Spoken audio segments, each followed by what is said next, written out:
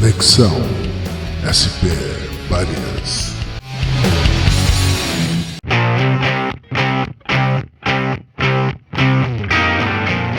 Esse guitarrista, que eu mais ou menos acho que eu sei quem é, Sabe. nós não podemos falar o nome? Podemos falar o nome, mas nós sabemos quem é. Tremendo guitarrista. Se ele tivesse, que eu sei que ele não tem, formação intelectual boa formação intelectual, e tivesse total esclarecimento das coisas, das questões, não só do Brasil, mas do mundo, e tivesse uma visão de mundo onde ele pudesse se reposicionar melhor em relação a tudo isso, você acha que ainda assim, mesmo sendo um fracassado do ponto de vista da mídia, ele ainda assim seria bolsonarista? Veja, ajudaria, seria um componente que ajudaria, acho que nesse processo de reflexão, mas a gente não pode esquecer que tem muitas pessoas com muito estudo, mesmo doutorado e tal, e que são bolsonaristas. Veja bem, o cara lá que é o ministro das Relações Exteriores, é um cara que, querendo ou não, tem formação superior, passou ali pelo curso de Itamaraty, e é um bolsominion, pior ainda, é um Olavete. Então, ou seja, é alguém que é burro?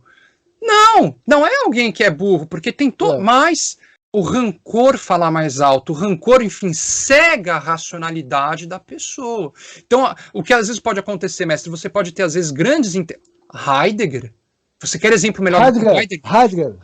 Grande filósofo, apoiou o nazismo, mestre. O rancor cega mesmo as pessoas muito inteligentes. Mas segundo eu sei, o Heidegger, ele parece, eu não sei se foi exatamente isso, porque eu não conheço muito bem a história do Heidegger, o pouco que eu conheço, aliás, tem ele aqui, está aqui em cima.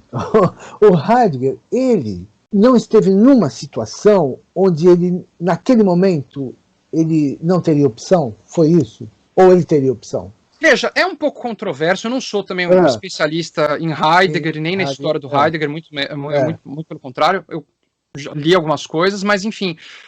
o Heidegger, ele apoiou, enfim, realmente o nazismo, ele acreditava que aquilo poderia ter um efeito de unificação da Alemanha em torno de uma identidade, né? Então ele apoiou. Depois do fim do nazismo ele se arrependeu, enfim, disse que estava arrependido, mas enfim, depois que a merda, desculpa a expressão, está feita, aí todo mundo está arrependido, ninguém votou, mas enfim, né, fez a burrada, fez, enfim, Eu não vou dizer também que o Heidegger, assim como até boa parte da sociedade alemã, era necessariamente favorável às monstruosidades que foram cometidas pelo regime nazista. Aliás, até abrindo um parênteses, isso é interessante. Quando o Goebbels, Joseph Goebbels, ele tem um filme que se chama Der Ewige Juden. Eu não falo bem alemão, é uma língua até que um dia eu quero aprender, mestre. Mas só para lembrar, quem não sabe, o Goebbels foi um dos ideólogos do nazismo, né, e enfim, o diretor ali de publicidade, né, da Alemanha nazista. Então, o Goebbels, ele produz um filme para ser veiculado nos cinemas alemães, que é o Judeu Eterno, a tradução para o português. É um filme assombroso, horrível, que mostra o cotidiano em um pogrom, né, em uma espécie de campo de concentração. E qual era o objetivo desse vídeo?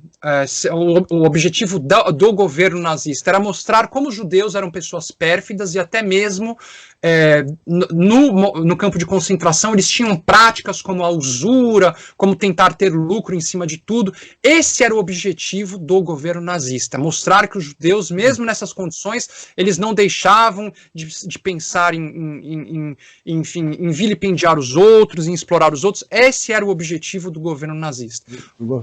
Eles veicularam esse vídeo, na época foi um choque na Alemanha. Porque por mais que aquelas pessoas detestassem os judeus, quando eles viram o que estava sendo feito, e olha que eles não viram nem um terço, nem 10% do que os nazistas estavam fazendo de monstruosidade com relação aos judeus. Aquilo causou uma péssima reação da sociedade alemã. Aquilo causou uma péssima... Então muitas pessoas foram ao cinema, saíram horrorizadas, porque mostravam aquelas pessoas convivendo com ratos, numa situação de extrema miséria, sabe, vivendo aos farrapos. Então, ou seja, aquilo teve um efeito completamente contrário ao desejado, né, por Goebbels, né, enfim. Sobre o delírio coletivo, ela é uma situação aqui que eu coloco, inclusive até usando um pouco as palavras da Marcia Tiburi, por causa dessa obra dela, Delírio Coletivo. Então, o delírio coletivo entrou em sintonia com ele, né? Com o protagonista, né? Exatamente porque tem a ver com uma compensação psicossocial. Ou seja, tem a ver com ressentimentos não resolvidos, ódios profundos, inveja. Então é um espelho desta agônica frustração, ou destas agônicas frustrações, né, sociais, e de vários setores, né, em que as pessoas se identificam e com essas frustrações pessoais passam para a esfera pública, né? Então é o que você já tinha falado antes, né? Isso aqui foi escrito um pouco baseado no que a filósofa Marcia Tiburi fala nessa obra dela, Delírio Coletivo, né? E outra coisa aqui que eu coloquei, que toda eleição política envolve a opinião das pessoas, né? Mas inclui inevitavelmente aspectos da identificação da personalidade, né, da pessoa.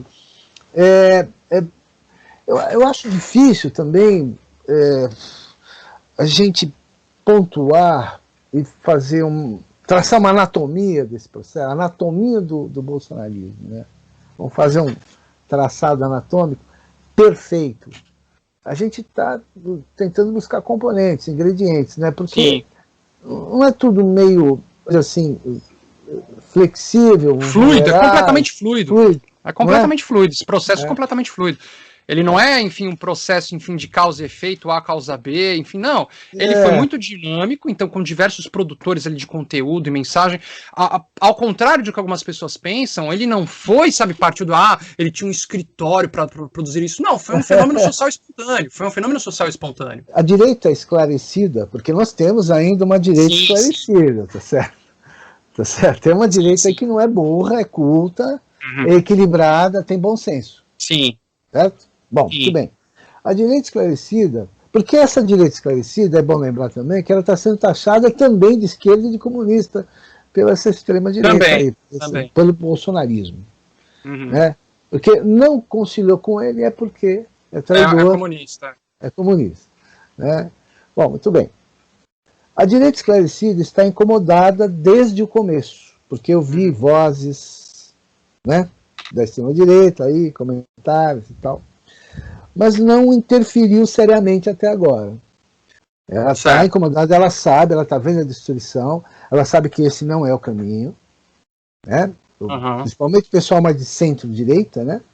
Sabe que não é esse o caminho, eles querem o caminho civilizatório, eles querem congresso, eles querem tudo o que o bolsonarismo não quer. Então, o que eu pergunto, dá para fazer um cálculo de quanto ainda resta? Olha, veja bem, muitos perguntam por que o Bolsonaro ainda não foi impeachmentado, né? Olha, não dá para saber o que às vezes se dá no Congresso, mas assim, é claro que eu acho que o que salvou o Bolsonaro foi a pandemia. Por quê? A pandemia impediu que houvesse grandes protestos de rua contra ele, porque as pessoas não podem se aglomerar, tudo, e também porque quando você tem o começo ali da pandemia, a popularidade do Bolsonaro já estava extremamente corroída entre os mais ricos, né? Ele já perdeu muito apoio nas classes A e B. Ele já estava mal. Só que aí com a pandemia e o auxílio que o governo dá, não é só o único fator. Também ele intensificou a presença dele ali no Nordeste, começou a ir mais, mas inegavelmente, o auxílio foi um dos grandes fatores. O cara que não tinha, às vezes, renda nenhuma, ganhava só um Bolsa Família, ele passa a ganhar R$600, cara, isso é uma transformação enorme na vida das pessoas. E não é nem mérito do Bolsonaro, porque quem decidiu isso foi o Congresso, mas quem ficou com os louros foi o Bolsonaro. Então, ou seja, a pandemia acabou salvando o Bolsonaro. Então, ou seja, talvez se não tivesse havido essa questão do Covid, haveria talvez já nas ruas uma certa pressão, um certo movimento para o impeachment do Bolsonaro, porque o impeachment sempre é um processo, enfim, de quanto a popularidade do presidente foi perdida. Então, ou seja, nunca se dá simplesmente por uma questão de perda de apoio no Congresso. Claro, ela também passa por aí, né, da perda de apoio, mas ela também está fundamentalmente relacionada à popularidade do presidente. Mas no meio do ano ele comprou o Centrão, segundo dizem aí, a imprensa e tal, ele comprou o Centrão. Não, veja bem, seguro. Da mesma forma como o PT também comprou. PT também Sim, comprou sim. o Centrão, com cargos, Então, com negociatas, mas isso não foi suficiente. Isso não foi então, mas suficiente. entra uma questão importante aqui, falando em geral agora. É possível governar o Brasil sem comprar os políticos do Congresso?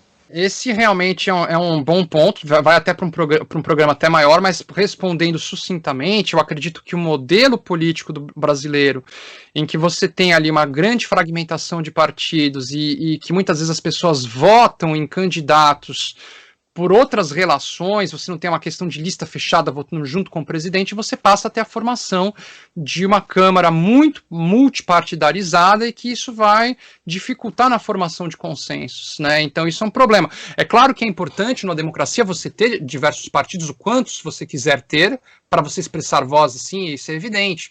Mas o problema é que muitas vezes isso acaba, no caso brasileiro, pelo menos essa é a minha visão, você acaba, enfim, individualizando o voto e fortalecendo um certo regime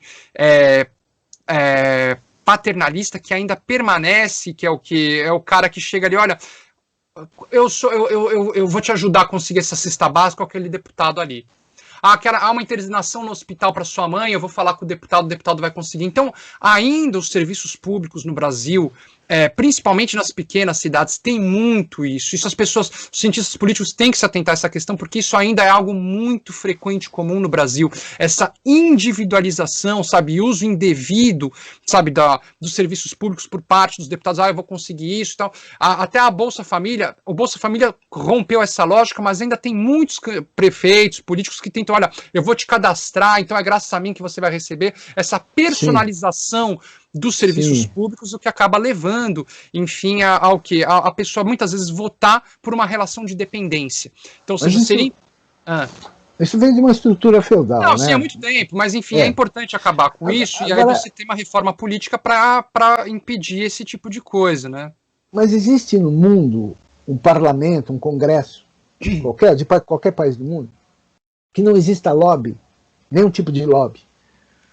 Cara, é difícil, hein? É impossível, é impossível. Nos Estados Unidos até o lobby ele é legalizado, Pois Nos Estados Unidos é tão corrupto que o lobby lá é legalizado. Porque o que eu sempre pensei, isso não é mais fácil, já que não tem como existir, não é mais fácil legalizar, e aí não existiria mais essa problemática de caixa 2, essa hipocrisia e tal, porque daí é o seguinte, é o capital mesmo que governa, ninguém vai se eleger se não tiver grana atrás de propaganda. Eu acho isso um problema. Eu acho que, enfim, a gente tem que, sabe, lutar para que isso não ocorra, para que as políticas públicas não sejam ditadas por grandes empreiteiras. É importante, enfim, haver leis, enfim, que impeçam a questão do lobby, a questão, enfim, do abuso do poder econômico para a corrupção das instituições. Isso é fundamental para um país que se preze democrático e um país que, enfim, queira ter um nível de desenvolvimento humano adequado. Mas o que eu penso sempre é o seguinte, você sabe que eu sou um grande crítico do capitalismo, mas agora eu estou pensando na perspectiva do que é pragmático e o que não é pragmático. Qual é a prática que já está em prática há muito tempo? É o lobby, é a compra do outro e tal, mas hipocritamente falam, não, vão acabar com o toma lá da cá. Aliás, ele entrou, né, o nosso personagem aqui, que é a pauta do assunto aqui, ele entrou com esse discurso, com essa bandeira. Essa máxima, né? Essa bandeira. Pô, vou acabar com o toma lá da cá. Pô, demorou 1 ano e meio ele comprar o Centrão, porque senão ele não governa, pô.